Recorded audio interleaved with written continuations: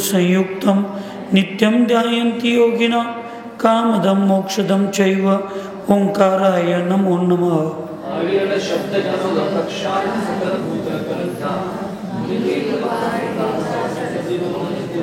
अज्ञानतिमिरान्ध्यानां ज्ञानाञ्जनशलाकया चक्षुरुन्मीलितं तस्मै श्रीगुरुवे नमः। परमगुरुभ्यो नमः। परमप्राचार्य गुरुभ्यो नमः। सकल पदस्य विध्वंसकं श्रेयांसं परिवर्धकं धर्म संबंधकं भव्य जीवमनः प्रतिबोधकारकमिदं शास्त्रं श्री करुणानिकुदीपक नामदेश अस्य मूलग्रंथकर्तार श्री सर्वज्ञ देवा स्तुतिग्रंथकर्तार श्री गंधर्देवा प्रतिगंधर्देवा तेषामुच्चानुसार साध्य नेमिचंद्राचार्येण विरचितम् इदं शास्त्रं सोतार सावधानतया शृण्वन्तु। मंगलम भगवान वीरो मंगलम गौतमो मुनि मंगलम बुद्धचुंडातो जन्मोस्तु मंगलम सर्वमंगल मांगल्यम सर्वकल्याणकारकं प्रधानं सर्वधर्माणां जैनं जयतु शासनं वंदे विद्यासागरं वंदे सन्मति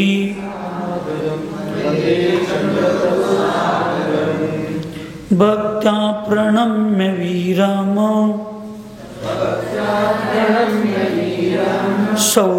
सर्वज्ञं सर्वजन्तु हितदक्षं कर्णानुयोगदीपं कुर्वे स्वान्तस्तमो विघातान्तम्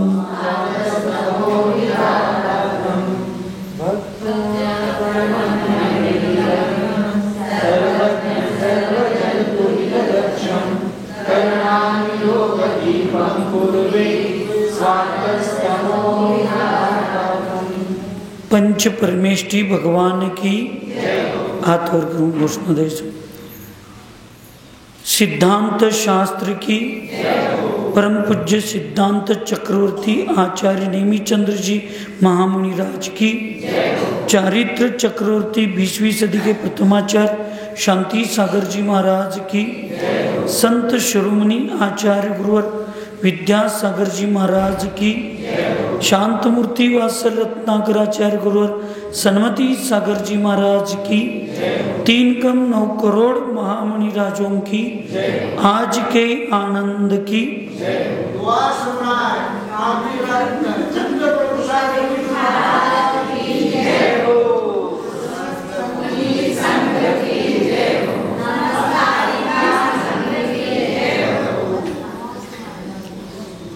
चलो गुरु।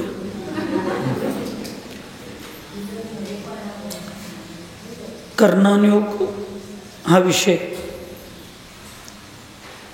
नेमका काय आहे याची भूमिका आपण पूर्व सत्रामध्ये घेतलेली आहे आणि त्या पूर्व चर्चेमध्ये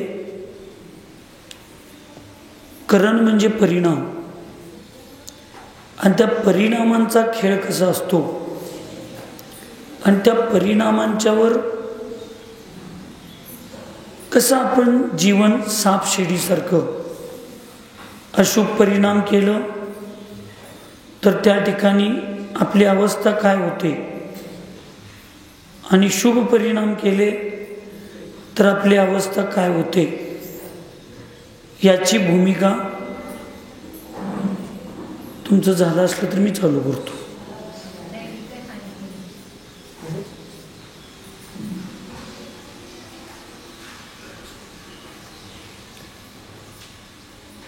तर शुभ परिणामांचा खेळ काय असतो, अशुभ परिणामांचा खेळ काय असतो। शुभ परिणामांच्यामुळं जीव कसा पुण्य सातिशय पुण्य आणि परिणामांच्या मध्ये कशी उज्ज्वलता होत जाते आणि भविष्य किती उज्ज्वलतेच्या दृष्टिकोनातून वाहत जातं आणि अशुभ परिणाम केल्यानंतर अगदी तोंडापाशी आलेला घास सुद्धा पूर्व अशुभ परिणामांच्या निमित्तानं बांधलेल्या कर्माच्या उदयात कसा तो खाली येतो ह्या सगळ्या भूमिका आपण पूर्वसत्रामध्ये चर्चा केलेली आहे. काल याचं जे मंगलाचरण आहे ते पूज्य माताजींच्या मुखातून तुम्ही ऐकून त्याचं मंगलाचरण केलं की मी वीर भगवंतांना नमस्कार करतो. इथं तुम्ही वीर भगवंतांचा अर्थ महावीर घेऊ शकता किंवा आत्तापर्यंत जेवढे अनंतानंत सिद्धप्रमिष्ठी झालेले आहेत किंवा जेवढे अनंतानंत तीर्थंकर होऊन ज्यांच्या केवळ ज्ञानातून जिन धर्माचा प्रसार झालेला आहे अशा सर्व जिनेंद्र भगवंतांना आम्ही नमस्कार करतो आणि त्यांची भक्ती करतो. सर्वज्ञ अशा सर्वज्ञांची भक्ती करतो की जे सर्व जंतू हितदक्षिण. इथं 3 अर्थ पण तुम्ही काढू शकता.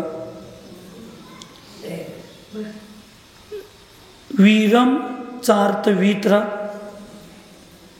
सर्वज्ञम चा अर्थ सर्वज्ञ आणि सर्व जंतू हितदक्षम म्हणजे हितोपदेशी. अशा सर्वज्ञ वीतरा हितोपदेशी भगवंतांना मी नमस्कार करतो किंवा मी त्यांची भक्ती करतो. आणि ह्या कर्णानुयोग दीपकमध्ये ह्या परिणामांचा सगळा खेळ आणि एवढा आपण मग पाठांतर करतोय, आपण सगळे समजावून घ्यायला लागलोय, आपल्याला सगळे समजतंय. असे भाव केले तर असं होतात, असं केलं, पण आपण नुसतं पाठच करायला लागलोय. आपल्या वागण्यात जोपर्यंत आचरणात जोपर्यंत बदल होणार नाही तोपर्यंत त्याचं फळ आपल्याला योग्य प्रमाणे मिळणार नाही. म्हणून अशा सर्वज्ञ वीतरागी हितोपदेशी अशा भगवंतांना मी नमस्कार करतो, त्यांची भक्ती करतो. इथं 3 अर्थ, जसं आपल्या द्रव्यसंग्रहाचा अर्थ करताना सुद्धा मंगलाचरणाचा त्या नमस्कार केलेल्या भगवंतांचा वीर भगवंतांचा 3 अर्थ. वर्धमान तुम्ही रत्नखंडक श्रावकाचार्यचं मंगलाचरण घेतला, नमश्री वर्धमानाय, त्या वर्धमान शब्दाचे सुद्धा जसं टीकाकारांनी 3 अर्थ काढले. वर्धमान म्हणजे भावीर भगवान, वर्धमान म्हणजे ज्यांचं रत्नत्रयाची वृद्धी प्रत्येक समयाला ही वर्धित होत आहे असे भगवान. असे या सगळ्या अपेक्षेने घेतलं तर इथं पण तुम्ही असं अर्थ काढू शकता. आणि मग कर्णानुयोग दीपम, दीपमचा अर्थ काय सांगा. दीप म्हणजे दीपक. काय काम करते ते? प्रकाशित करण्याचं काम करते. दीपक काय करतोय? प्रकाशित. कर्णानुयोगवर आम्ही प्रकाशित करतो. डोळ्याला दिसत नाही अशी लोक कुठं तर जाऊन थडकली तर फार वाईट वाटत नाही, पण डोळ्याला दिसणारी लोक जाऊन थडकली तर त्याची फार चर्चा होते. तसं आमच्यासारख्या थोड्या अडाणी माणसांनी चुकलं तर फार काही महत्त्वाचं नाही, पण तुमच्यासारख्या ज्ञानी लोकांनी चुका लागल्यावर मग कसं करायचं असं सामान्य लोक म्हणतात. मग आंधळ्याच्या हातात दिवा देऊन उपयोग नाही, कारण त्याला दिसतच नाही. आणि दिवा डोळसा लोकांनी दिवा घेऊन पण त्याचा उपयोग नाही केला तरी पण उपयोग नाही. मग इथं सांगायचं काय आचार्यांना? तर आचार्यांना हे सांगायचं आहे की अभव्य लोक हे जर किती जरी अभ्यास केला तर त्यांनी त्याच्या स्वार्थासाठी अभ्यास करणार,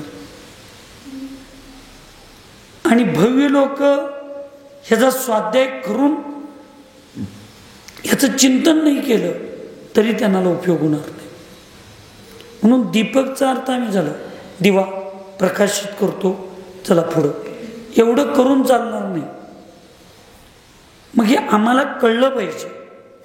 इथं दीपक का म्हणलं, दीपम का म्हणलं, तर त्याच्यात आम्हाला ठेच लागू नये, आम्हाला अंधारातली वस्तू कळायला पाहिजे, ह्या जिनवाणीतला आम्हाला शब्द कळायला पाहिजेत, त्याची भावभासना व्हायला पाहिजे, म्हणून दिवा घ्यायचा. डोळस व्यक्ती अंधारात जरी चालला तरी त्याला ठेच लागते, आणि ती ठेच लागू नये म्हणून हातात दीपक, बॅटरी, दिवा तो घेतो. तसं तुम्ही भव्य दिवा आहे, तुम्ही भव्य जीव आहे, तुम्हाला चालायचे भाव व्हायला लागलेत, पण अज्ञानानं किंवा एकांतानं तुम्हाला कुठं ठेच लागू नये, आपल्याला कुठं तर आपला रस्ता बदलू नये, आपलं नुकसान होऊ नये, मग तुम्हाला भव्य जीव आहात, मग तुम्हाला या संसाररूपी अंधकारामध्ये चाला लागलाय, तर तुमच्याकडं धर्मरूपी दिवा असला पाहिजे.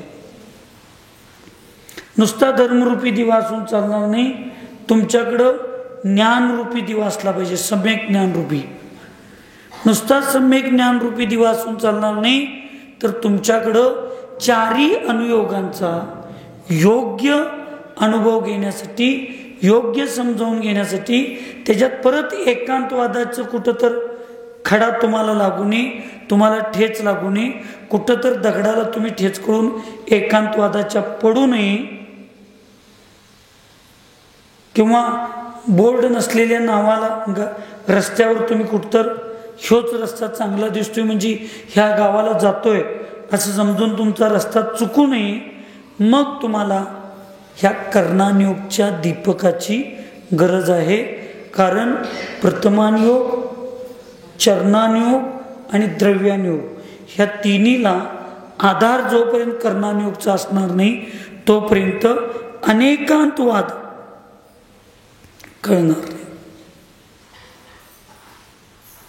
आज आपण काय करायला लागलोय, सगळीजण म्हणजे महाराज असू देत, तुम्ही असू दे, सगळी सोपं, सरळ आणि चांगलं जे आहे ते स्वीकारण्याचा प्रयत्न करायला लागलो. मग तुम्हाला एक कर्णानुयोग काय सांगणार आहे, तुम्ही ज्या मोक्षाचा ध्येयरूपी घेऊन चाललाय तो रस्ता थोडा कच्चा आहे, थोडं त्याच्यात खाचखळगे, ते चालताना तुम्हाला त्रास होणार आहे, तुम्हाला जरा खडं टोचणार आहे, तुम्हाला मध्ये एका दुसरा काटा पण मोडणार आहे. पण हे सगळं जरी केला तरी हा रस्ता छोटा आहे. कसा आहे हा? छोटा आहे.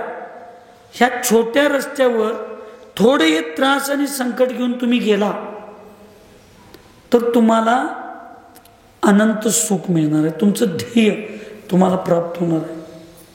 म्हणून कर्णानुयोग काय सांगतंय, हे रस्ता कच्चा जरी असला तरी तुम्ही सोडू नका, तुम्ही त्याच्यावर विश्वास ठेवा आणि तसंच पुढे जावा.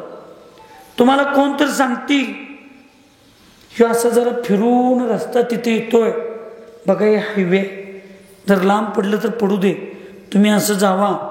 पण कुणाच्या तर शब्दावर, एकांतवाद्यांच्यावर विश्वास ठेवून दिसायला रस्ता चांगला आहे, सोपा आहे, सरळ वाटतोय म्हणून त्या रस्त्यानं तुम्ही जाऊ नका. एकदा तुम्ही वीतराग भगवंतांनी सांगितलेला हा मार्ग तुम्ही निवडलाय, मग तुम्ही पूर्वी केलेल्या कर्माच्या उदयामध्ये, पूर्वी केलेल्या परिणामांचं फळ तुम्हाला भोगावं लागणार आहे. आणि म्हणून हा दिसायला रस्ता जरी कच्चा असला तरी तो तुम्हाला योग्य दिशेला घेऊन जाणार आहे. तुम्हाला जरी कष्ट होणार असलं तर त्याचं सुख, आनंद जास्त मिळणार आहे. तुम्हाला दिसायला रस्ता सोपा दिसतोय, दिसायला चांगला दिसायलाय, पण ह्या रस्त्यावर तुम्ही तुमच्या गंतव्यापर्यंत पोहोचू शकणार, हे प्रकाशित करण्याचं काम कर्णानुयोग करतंय.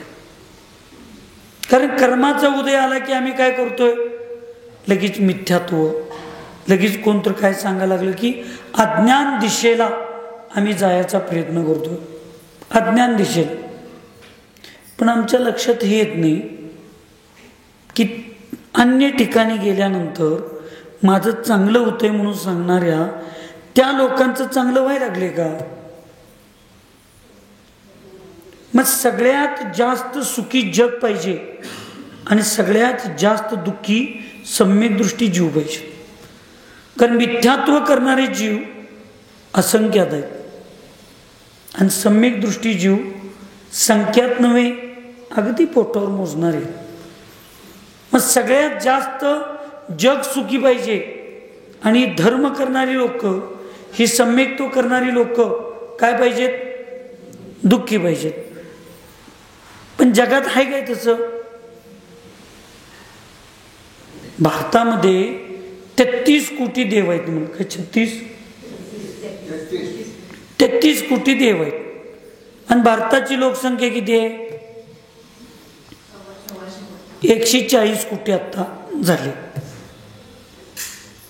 150 कोटी जरा काय अडचण नाही आपल्याला, कधी पण जरा व्यवस्थित असावं, असं काटावर फास नको. 150 कोटी. गुरुजी तुमच्या घरात किती जण मिळवत होता तुम्ही? पैसे किती जण मिळवत होता? एकटं. किती जणांना सांभाळत होता? 10 लोकांना सांभाळत होता. एकटं गुरुजी मनुष्यगतीमध्ये एक सामान्य व्यक्ती असताना 10 लोकांना सांभाळू शकतो, सुखी ठेवू शकतो. तर भारतात 33 कोटी देव आहेत. एका देवानं फक्त 5 माणसं जर दत्तक घेतला, सम्यक्त्व आणि मिथ्यात्वाचं सगळ्यात सोपं उदाहरण सांगायला लागलो मी. लई शास्त्र उघडायचंच नाही आपण. मीच वाचत नाही आणि तुम्हाला कुठलं लई शास्त्र सांगत बसू, पण चिंतन मी पक्क करतोय. एक सामान्य व्यक्ती, कष्ट करणारा व्यक्ती जर परिवारातील 4-5 लोकांचं उदरनिर्वाह करू शकतो, तर 33 कोटी देव फक्त 5-5 लोकांना जरी दत्तक घेतले तरी 165 कोटी देवांचं म्हणजे लोकांचं, जीवांचं आनंदानं जीवन जगलं पाहिजे. म्हणजे अजून आपण भारताबरोबर फाळणी झालेलं पाकिस्तान, बांगलादेश, अफगाणिस्तान हे सगळे आमचेच आहेत असं म्हणून या सगळ्या देशांना जरी घेतलो तरी आमच्या सगळ्या देवांनी मिळून त्यांचं समाधान, त्यांना सुखी ठेवलं पाहिजे. पण तसं दिसतंय काय? तसं दिसतंय? तसं काहीही दिसत नाही. का दिसत नाही? आत्म्याहून परमात्मा बनतो, पुरुषार्थाने पुण्याची लाभतो, करिता धरिता ईश्वर नसुनी, स्वकर्म आराधना चालली अखंड. म्हणजे करणारा, सुख देणारा, दुःख देणारा हा जगातला दुसरा कोणीही व्यक्ती नाही, कुठलाही देव नाही. देणारा आणि घेणारं हे स्वतःचे परिणाम, स्वतःचं पुण्य आणि स्वतःचं पापच आहे.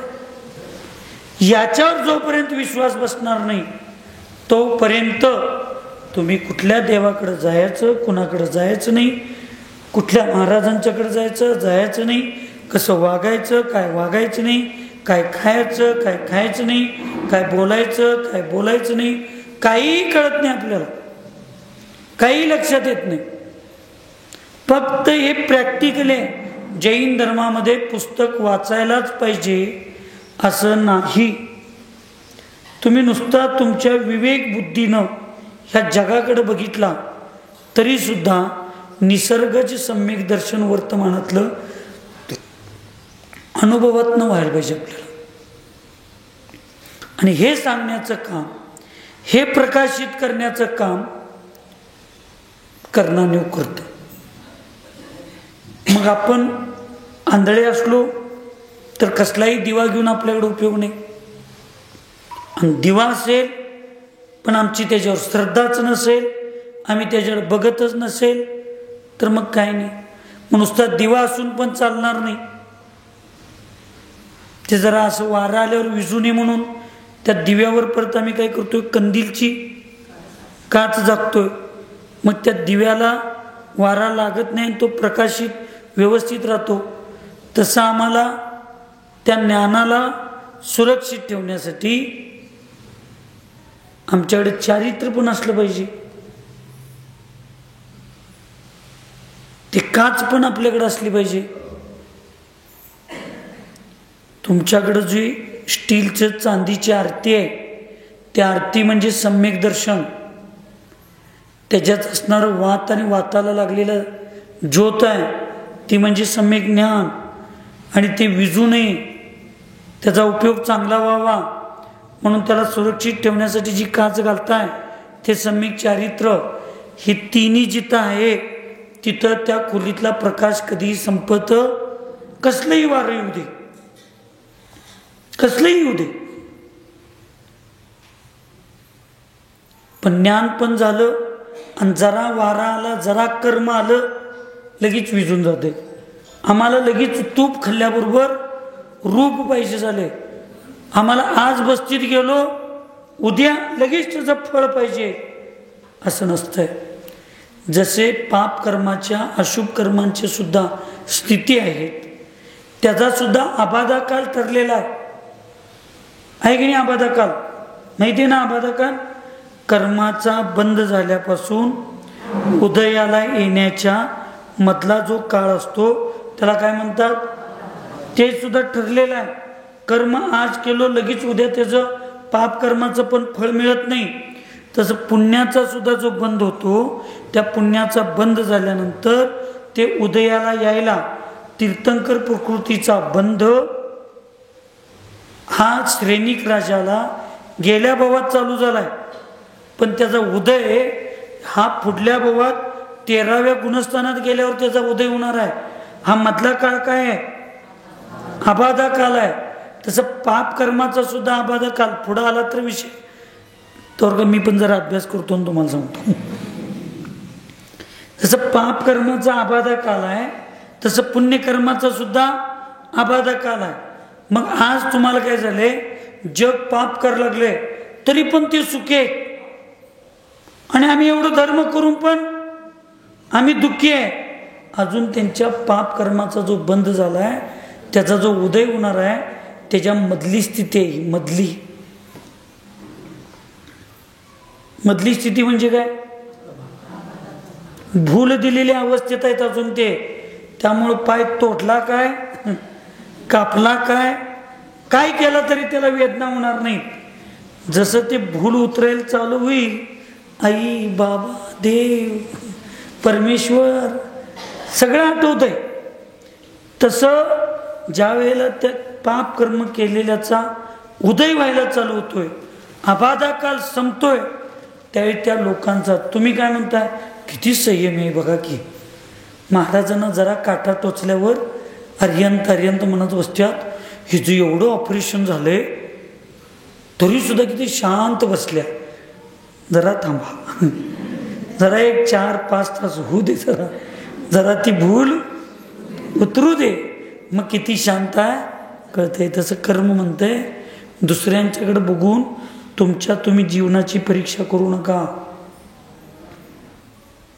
त्यांच्या आता केलेल्या पाप कर्माचा अजून आबाधा काल चालू आहे. ज्यावेळी उदय येईल त्यावेळी त्यांचं बघा कसं होतंय. तसं तुमच्या पण आत्ता पुण्यकर्म तुम्ही जे करा लागलाय त्याचा आता आबाधा काल चालू आहे. त्याचं फळ अजून द्यायला आज तुम्ही पूजा केलाय, तुम्ही अत्यंत रविवार व्रतवाले, आज तुम्ही भगवंतांची पार्श्वनाथ भगवंतांची पूजा केला, भक्ती केला, आज तुम्ही जे पुण्य बांधला त्या पुण्याचा समजा जर आबाधा काळ एक 10 वर्ष 20 वर्ष असेल तर तुम्हाला आज केलेल्या पूजेचं फळ केव्हा मिळणार आहे? 10 वर्ष. आणि तुम्ही लगेच उद्या सकाळी पाहिजे म्हटलं तर सकाळी नारळ चढवून जायचं आणि दुपारी परीक्षेत पास व्हायचं अशी अपेक्षा करणारे विद्यार्थी आयुष्यात कधीच यशस्वी होत नाहीत. तसं आपल्याला हे समजायला गेलं पाहिजे. म्हणून या ठिकाणी ह्या दीपमचा अर्थ दीपक आहे. तो तुम्हाला प्रकाशित करायला लागलाय, तो तुम्हाला समजावून सांगायला लागलाय की हे काय करण्याने योग आहे. आणि मग आम्ही ते करून स्व अंतस्तम विघातार्थम, मला स्वतःच्या आत्मस्वरूपी स्वतःचं कल्याण करून घेण्यासाठी, स्वतःला ह्या अन्य पाप अशुभ गोष्टींच्या पासून, माझ्या स्वभावाचा घात होण्यापासून मला स्वतःला वाचवायचं आहे. स्वतःला काय करायचंय? वाचवायचं.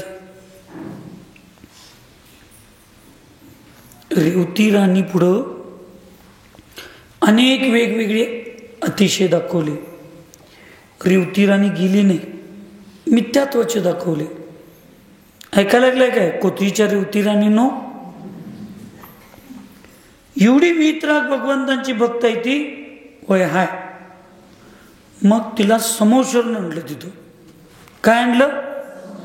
समोशरणच आणलं. आता तर चल. ती म्हणली नाही. का? तीर्थंकर 24च असतात आणि भगवान महावीर तर मोक्षाला गेले.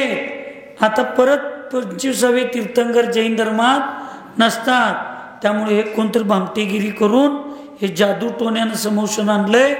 हे कला आहे. भगवंतांचं समोशन येऊ शकत नाही. एवढी पक्की श्रद्धा रेवती राणीकडे होती. म्हणून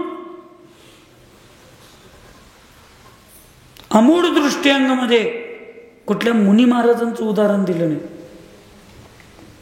एका स्त्रीचं उदाहरण दिलं आणि ते महान स्त्रीरत्न तुम्ही आहात. पण तुम्हाला कधी वाटलं रेवती राणी व्हावंसं? शूर्पणखेसारखंच काम आमचं. आम्हाला कधी सीता व्हावं असं वाटलं? गरोदर असताना नवऱ्यानं जंगलात एकटीला सोडलं. त्या नवऱ्याबद्दल सुद्धा आदरभाव ठेवणारी सीता व्हावं असं वाटलं? नुसता माहेरला घेऊन जात नाही म्हटलं तर त्याच्या आज्याची कुंडली काढत बसतायचा. काय चेअरमन बाई बरोबर आहे काय? आम्ही समजूनच घ्यायला तयार नाही कर्म सिद्धांत. आणि ज्यांनी ज्यांनी कर्म सिद्धांत समजून घेतलं आणि परिणामांची स्थिरता ठेवली, ते सर्व जीव कमी भावामध्ये मोक्षाला गेले. त्या सर्व महान स्त्रिया, शेवटचा स्त्री पर्याय तो ठेवला, पुढच्या पर्यायात त्याला स्त्री पर्याय मिळालाच नाही.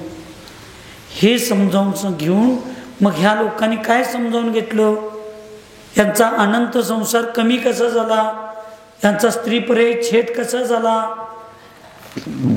त्याला फक्त कारण आहे कर्णानुयोग, करण परिणामांचा खेळ समजावून घेतला. पूर्वी असे परिणाम केलो म्हणून आज मला नवऱ्यानं सोडला. आता परत राग द्वेषाचे परिणाम केलो तर परत याच्यापेक्षा वाईट अवस्था भविष्य काळात होणार आहे. त्याच्यापेक्षा आता शांत बसायचं, शांत बसायचं. आणि शांत बसल्यावर जेवढी कर्माची निर्जरा होते तेवढी कर्माची निर्जरा प्रत्युत्तर देऊन होत नाही. म्हणून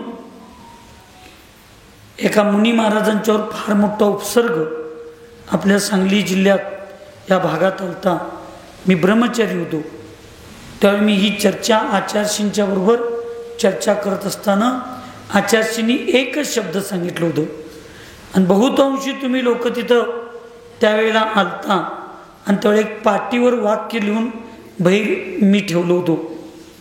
आचार्यश्रींनी वाक्य सांगितलं होतं, शब्द पंगू है, शब्द पांगळे असतात, जवाब नहीं देना ही लाजवाब है.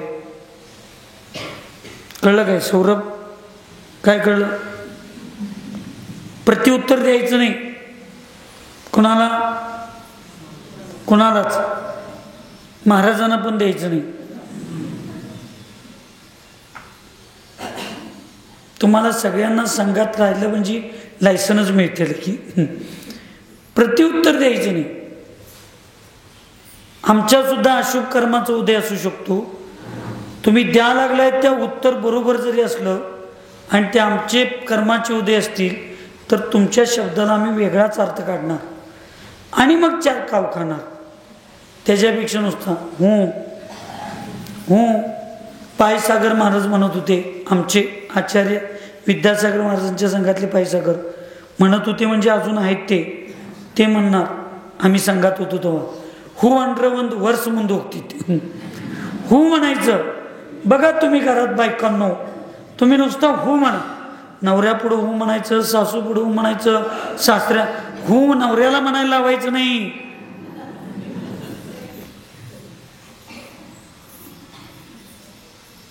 हू म्हणा. नाही तुमचं घर 6 महिन्यात मंदिरासारखं झालं, नाही तुमच्या घरातला नवरा कसला पण असू दे तुम्हाला देवासारखा नाही दिसला, नाही तुमच्या घरातले सासू सासरे किती वाईट असू देत तुम्हाला ते भगवंतांच्यासारखे नाही दिसले, तर परत मी कोथळीला ओपन चॅलेंज आहे. आम्ही फक्त शांत बसायचो आणि हे फळ काय आहे ते शिकवायचं काम कर्णानयोग तुम्हाला आणि आम्हाला करतोय. म्हणून त्याला दीपम, दिव्याची उपमा दिली कर्णानयोगाला. कशाची उपमा दिली? दिव्याची. आणि ते आपण बघायचं आहे. कर्णानयोग किसे कहते हैं? म्हणा, कर्णानयोग किसे कहते हैं? जिसमें गुणस्थान मार्गणा जीव के भावों का लोक अलोक का तथा काल चक्र आदि का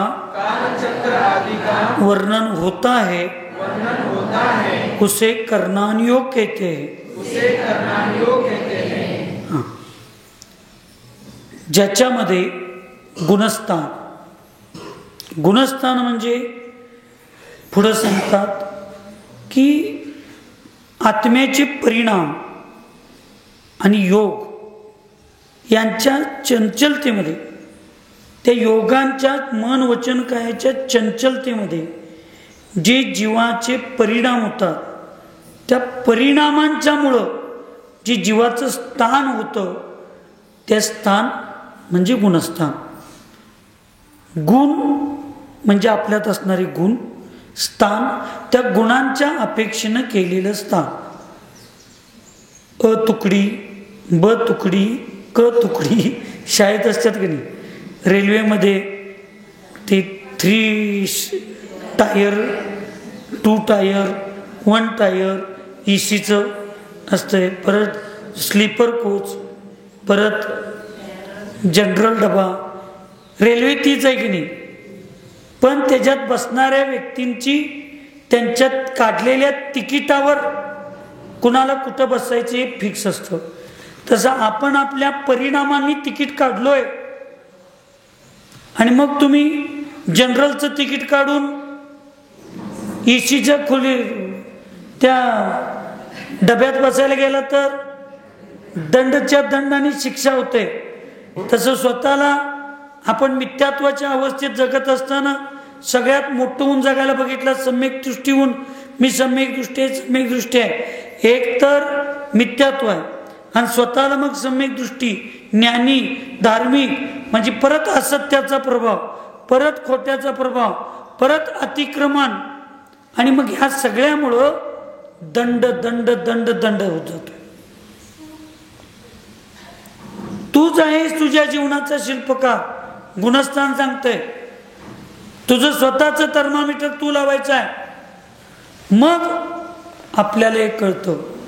हे सांगण्याचं काम कर्णानयोग करणार आहे. गुणस्थान कुठल्या जीवाची कुठली अवस्था आहे. मग तुम्ही स्वतःलाच मनाला विचारायचं, स्वतःच्या परिणामांनाच विचारायचं, स्वतःच आपण परीक्षा करायची आपली की शास्त्रात जैन धर्मात हे सांगितलंय हे असं आहे, मी हे सगळं करतोय, मग माझं स्थान कोणतं. हे सगळं कळल्यानंतर आपल्या जीवनाला आपण कुठल्या दिशेला घेऊन जायला पाहिजे. आपणच आपल्या आत्म्याचे गुरु होऊन आत्म्याला मार्गदर्शन करून योग्य दिशेला घेऊन जायला पाहिजे. म्हणून ज्या अनुयोगामध्ये गुणस्थानांचं सुंदर विश्लेषण केलेलं आहे ते कर्णानुयोग. मार्गणा, मग शोधायचं स्थान म्हणजे मार्गणा. पदार्थांना, जीवाला शोधायचं स्थान. मी कोण, माझं अस्तित्व काय, मी कोणत्या गुणस्थानात आहे, काय आहे मी कोण. मग हे मार्गस्थान आहेत की नाही सगळे. मग त्याच्यात मुक्त जीव, संसारी जीव, संसारी म्हणजे त्रस जीव, स्थावर जीव, स्थावरमध्ये 1 इंद्रिय, 2 इंद्रिय, 3 इंद्रिय, चतुर्ंद्रिय. स्थावरमध्ये नाही असं आहे काय. हां, सगळं हूच म्हणा लागला की. स्थावर कायिक म्हणजे पृथ्वी कायिक, जल कायिक, अग्नी कायिक, वायू कायिक, वनस्पती कायिक. वनस्पतीमध्ये परत प्रत्येक साधारण, परत साधारणामध्ये नित्य निगोद, इतर निगोद, असं जे विश्लेषण. स्तरसमध्ये 2 इंद्रिय, 3 इंद्रिय, चतुर्ंद्रिय, पंचेंद्रिय, पंचेंद्रियमध्ये परत संज्ञी, असंज्ञी. हे सगळे जे भेद आहेत, ह्याच्यात मी कुठं आहे, माझं स्थान कोणतं. थोडक्यात तुमचा पत्ता भाऊस हुल्लेकरी एवढं लिहिलं तर पत्र येत नाही. नुसता कोथळी लिहिलं तरी पत्र येत. तालुका लिहायला पाहिजे, जिल्हा लिहायला पाहिजे, महाराष्ट्र लिहायला पाहिजे.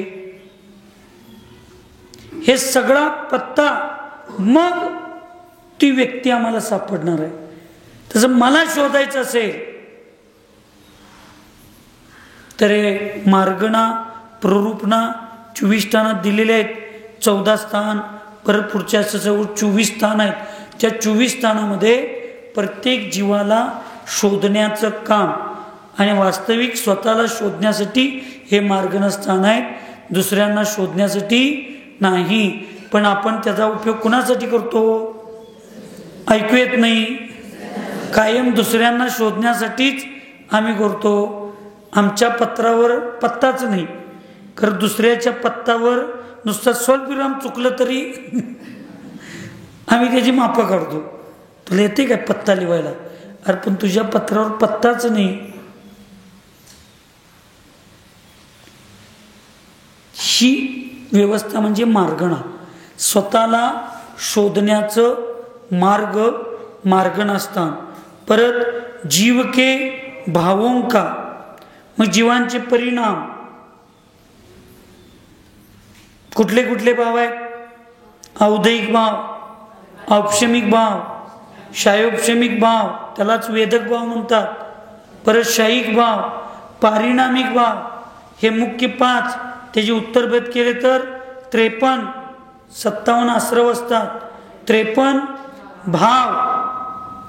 मग हे कुणाला कुठले असतात, किती असतात, कुठपर्यंत आपण करू शकतो, ह्या सगळ्या गोष्टी समजावून सांगून मग मी आत्ता कुठला आहे, मग माझी ह्या अवस्थेत कुठले भाव असणार आहेत, सिद्ध अवस्थेत किती भाव असतात, कुठल्या गुणस्थानात किती भाव असतात, ह्याचं अत्यंत सुंदर प्ररूपण. स्वतःला प्रकाशित करण्याचं नुसतं एका ठिकाणी शोधून चालणार नाही. प्रमाण नये अधिगम, काय रधिगम, रधिगम. प्रमाण आणि नय याच्या माध्यमातूनच कोणताही निर्णय होतो, तो योग्य होतो, तो सम्यक असतो, तो मिथ्या होत नाही.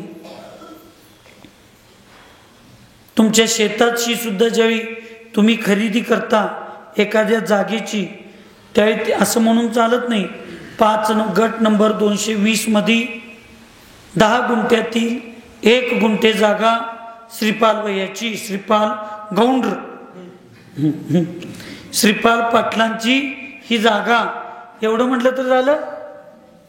त्या 1 गुंठा कुठली, तुमच्या पूर्वेला कोण, दक्षिणेला कोण, पश्चिमेला कोण, उत्तरेला कोण, ही चतुर्सीमा जोपर्यंत फिक्स होत नाही तोपर्यंत तेवढ्या मोठ्या जागेतली तुमची जागा कोणती याचा निर्णय सुप्रीम कोर्टाचा जज सुद्धा घेऊ शकत नाही आणि म्हणून हे सगळं लागतं. तसं आम्हाला आचार्याने फक्त एका पद्धतीनं तुम्हाला स्वतःला धर्म, स्वतःचा धर्म कळण्याची एक मार्ग सांगितले. गुणस्थांच्या माध्यमातून स्वतःला शोधा, मार्गणीच्या माध्यमातून शोधा, ह्या भावनेच्या जीवांच्या 53 भावांच्या अपेक्षेनं शोधा. लोक अलोकाचं वर्णन सांगितलं. लोक म्हणजे काय, अलोक म्हणजे काय, ते लोक म्हणजे किती प्रकारचं आहे. मध्यलोक, अधोलोक, ऊर्ध्वलोक या 3 लोकांचं एक लोकाकाश आहे. त्याच्या बाहेर आहे ते अलोकाकाश आहे. ते कसं आहे, त्याची उंची किती, त्याची जाडी किती, त्याचं क्षेत्रफळ किती, त्याचं घनफळ किती, कुठल्या भागात कोणता जीव राहतो, त्याचं आयुष्य काय, त्याचं राहणं पाणं काय, त्याचं उंची काय, त्याचं पूर्ण त्याचं सुख काय, त्याचं दुःख काय, ह्या सगळ्याचं विश्लेषण या लोकामध्ये सांगितलं. आणि हे सगळं काय आहे कर्णानुयोगमध्ये सांगतात. कालचक्र, पंचपरावर्तन, कालचक्र, प्रत सुक्मा सुक्मा सुक्मा दुःख सुक्मा दुक्मा दुक्मा सुक्मा दुक्मा आणि दुक्मा दुक्मा हे सगळं काल आहेत. यात अवसर्पिणी, उत्सर्पिणी हे सगळे असे किती काल असतात, किती काय काय. हा सगळा कालचक्र कसा आहे, परिवर्तन कसं आहे, हे सगळ्या कर्णानुयोगमध्ये सांगतात. कुठलाही जीव लक्ष देऊन ऐकायला लागला, जिवंत आहे, ऐका. कुठलाही जीव असू दे, कुठलाही धर्म ध्यान केल्याशिवाय शुक्ल ध्यान करू शकत नाही. शुभोपयोग केल्याशिवाय शुद्ध उपयोगाकडे तो जाऊ शकत नाही. आणि पंचम काळात तर शुद्ध उपयोग साधूंना एक समयापुरतं त्यांनी सांगितलं, काही समयापुरतं. कपड्यातल्या अवस्थेतल्या लोकांना तर शुद्ध उपयोग नाहीच नाही. हे आचार्य शांतीसागर महाराजांनी शेवटच्या आपल्या उपदेशामध्ये सगळं सांगितलं. आणि आयुष्यात सगळ्यात जास्त ज्या लोकांनी शांतीसागर महाराजांची सेवा केली, तुमच्या भागातल्या तिकडल्या लोकांनी, तीच लोक कपड्यातच आत्म्याचा अनुभव करत बसल्यात. काय सांगायचं सांगा. म्हणजे आमच्या गुरूंच्या शब्दावर आणि इतका स्वार्थ झाला की तिकडल्या काही भागामध्ये त्या शांतीसागर महाराजांच्या अंतिम उपदेशामध्ये शब्दात पण बदल केला, त्याच्यात पण छलमायाचारी केली. आणि करणारे सगळी ज्ञानी लोक, कर्णानुयोग तोंडपाठ, द्रव्यानुयोग तोंडपाठ, सगळं फक्त स्वतःच्या विचाराची पुष्टी करण्यासाठी त्या जिनवानीमध्ये. आणि आम्हाला तर 20व्या शतकात भगवंत स्वरूपच आहेत शांतीसागर महाराज, तीर्थंकर स्वरूपच आहेत आम्हाला शांतीसागर महाराज. आणि त्यांच्या वाणीमध्ये सुद्धा ह्या लोकांनी छल कपट केला आणि शब्द बदलले. तो शुद्ध उपयोग मुनी महाराजांच्या शिवाय कुणाला होत नाही. आणि पंचम काळात भावलिंगी मुनी महाराजांना काही समयापुरतं होतं म्हणून सांगितलं, नाहीतर ते पण होणं कठीण आहे. आणि या सगळ्याची व्यवस्थित भूमिका हे कर्णानुयोग सांगतं. द्रव्यानुयोग काय सोडा, निगोदी जीवाला सुद्धा भावी परमात्मा म्हणून हात जोडायला सांगतो. पण कर्णानुयोग तुम्हाला वर्तमान मधल्या पूर्ण जीवन शिकवायचं काम करतो. आज तुला सुख आहे तर भूतकाळात तू हे केलतास, आज तुला दुःख आहे भूतकाळात तू हे केलतास, आज तू असं करलायस भविष्यात तुझं असं होणार आहे. हे भविष्य, भूत, वर्तमान ह्या तिन्ही अवस्थेतली आमचं ते भामंडळात कसं तीर्थंकरांच्या भामंडळामधले आम्हाला 7 भाव दिसतात. हे आमचं कर्णानुयोग मागल्या आणि फुटल्या अनंत भावातलं भामंडळ सगळं सांगते आम्हाला. पण आम्हाला तीर्थंकराच्या महामंडळात नुसता पुढे जाऊन ऐकतं आमचं भविष्य आणि भूतकाळ शोधण्याची सवय लागली. कर्णानुयोग शोधा. कर्णानुयोगचा जर अभ्यास केला तर आम्हाला कुठल्या तीर्थंकरांच्या महामंडळाला पुढे जाऊन माझं भविष्य काळ हुडकायची आणि बघण्याची गरजच नाही. हे कर्णानुयोग जर आम्ही समजावून घेतलो, काय बाबा नगरला जाऊन नवस लावायची गरजच नाही. ते काय लावतात की कौल कौल, काय कौल लावायची गरज नाही. आमचं जीवनच या आरशासारखं होतंय या कर्णानुयोगमुळे. म्हणून या सगळ्यांना अत्यंत सुंदर, सत्य आणि व्यवस्थितपणे मांडणी करून आमच्या जीवनाला एक आकार देण्याचं काम करतं. त्याला कर्णानुयोग म्हणतात. त्याला काय म्हणतात? कर्णानुयोग म्हणतात. आणि त्या कर्णानुयोगामध्ये हे सगळं असतं. आज पहिला प्रश्न झालेला आहे. फक्त तुम्हाला एवढंच सांगतो, कर्णानुयोगाशिवाय तुम्ही धर्मध्यानातील आज्ञाविषय, अपायविषय, विपाकविषय, संस्थानविषय हे धर्मध्यान कर्णानुयोगाशिवाय करू शकणार नाही. समीचीन धर्मध्यान हे फक्त कर्णानुयोगमुळे होतं. आणि हेच समीचीन धर्मध्यान आम्हाला भविष्यातील शुक्ल ध्यानासाठी निमित्त ठरणार आहे. म्हणून वर्तमानमध्ये या पंचम कालामध्ये आम्हाला समीचीन चांगलं धर्मध्यान करायचं असेल तर कर्णानुयोगपूर्वक प्रथमानुयोग, चरणानुयोग आणि द्रव्यानुयोगचं चिंतन आम्हाला करणं अत्यंत गरजेचं आहे. हे आपण आज समजावून घेतलं पाहिजे. ओम नमः. सबको क्षमा, सबसे क्षमा. सुखी रहे सब जीव जगत में, कोई कभी न घबरावे. वैर पाप अभिमान छोड़ जग, नित्य नए मंगल गावे. ओम नमः. सबको क्षमा, सबसे क्षमा.